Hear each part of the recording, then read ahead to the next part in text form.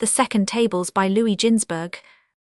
Whereas the first tables had been given on Mount Sinai amid great ceremonies, the presentation of the second tables took place quietly, for God said, "There is nothing lovelier than quiet humility." The great ceremonies on the occasion of presenting the first tables had the evil effect of directing an evil eye toward them, so that they were finally broken.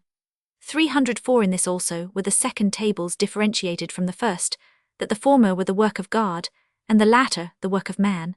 God dealt with Israel like the king who took to himself to wife and drew up the marriage contract with his own hand. One day the king noticed his wife engaged in very intimate conversation with a slave, and enraged at her unworthy conduct, he turned her out of his house. Then he who had given the bride away at the wedding came before the king and said to him, "O sire, dost thou not know whence thou didst take thy bride?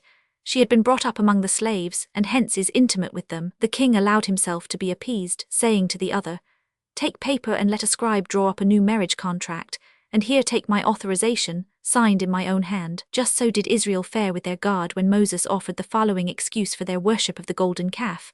"O Lord, dost thou not know whence thou hast brought Israel out of a land of idolaters?" God replied, "Thou desirest me to forgive them. Well then, I shall do so. Now fetch me hither tables on which I may write the words that were written on the first. But to reward thee for offering up thy life for their sake, I shall in the future send thee along with Elijah, that both of you together may prepare Israel for the final deliverance." 305. Moses fetched the tables out of a diamond quarry which God pointed out to him, and the chips that fell during the hewing from the precious stone made a rich man of Moses, so that he now possessed all the qualifications of a prophet: wealth, strength, humility, and wisdom. In regard to the last named be it said, that God given in Moses charge all the 50 gates of wisdom except one.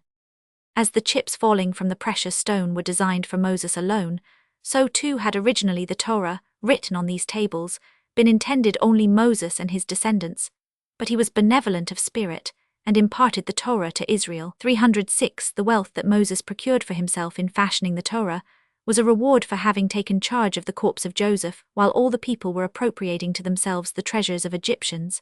God now said, "Moses deserves the chips from the tables." Israel, who did not occupy themselves with labors of piety, carried off the best of Egypt at the time of their exodus. Shall Moses, who saw to the corpse of Joseph, remain poor? Therefore will I make him rich through these chips. 307.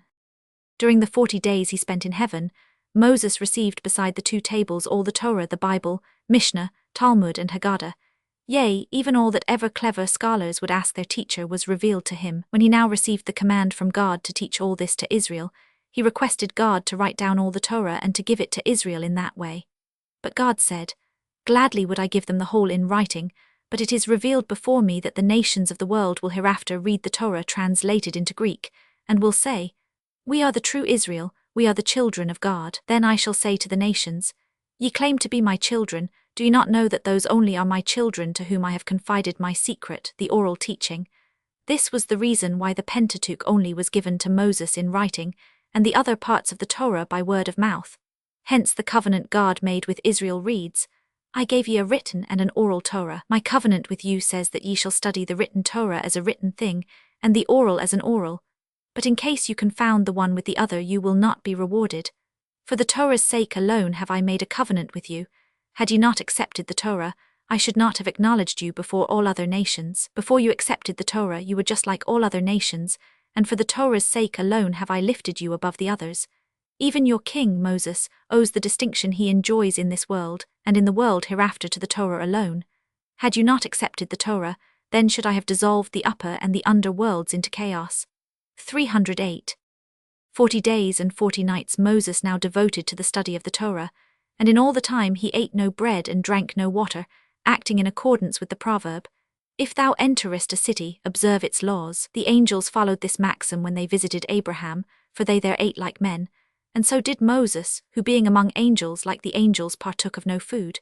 He received nourishment from radiance of the Shekinah, which also sustains the holy Hayat that bear the throne. Moses spent the day in learning the Torah from God, and the night in repeating what he had learned. In this way he set an example for Israel, that they might occupy themselves with the Torah by night and by day.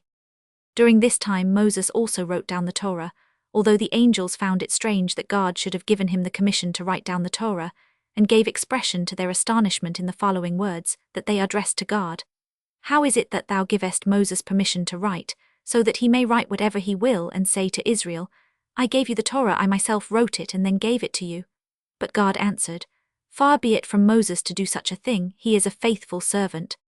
When Moses had complete the writing of the Torah, he wiped his pen on the hair of his forehead, and from this heavenly ink that cleaved to his forehead originated the beams of light that radiated from it. 309 In this way God fulfilled to Moses the promise, Before all thy people I will do marvels, such as have not been done in all the earth, nor in any nation.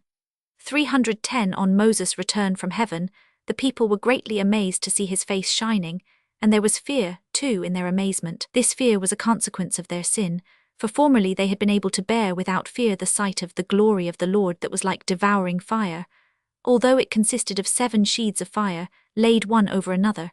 But after their transgression they could not even bear to look upon the countenance of the man who had been the intermediator between themselves and God. 311 But Moses quieted them, and instantly set about imparting to the people the Torah he had received from God. His method of instruction was as follows. First came Aaron, to whom he imparted the word of God, and as soon as he had finished with Aaron, came the sons of Aaron, Eleazar and Ithamar, and he instructed them, while Aaron sat at his right hand listening. When he had finished with the sons of Aaron, the elders appeared to receive instruction, while Eleazar sat at the right hand of his father, and Ithamar at the left hand of Moses, and listened. And when he had finished with the elders, the people came and received instruction, whereupon Moses withdrew.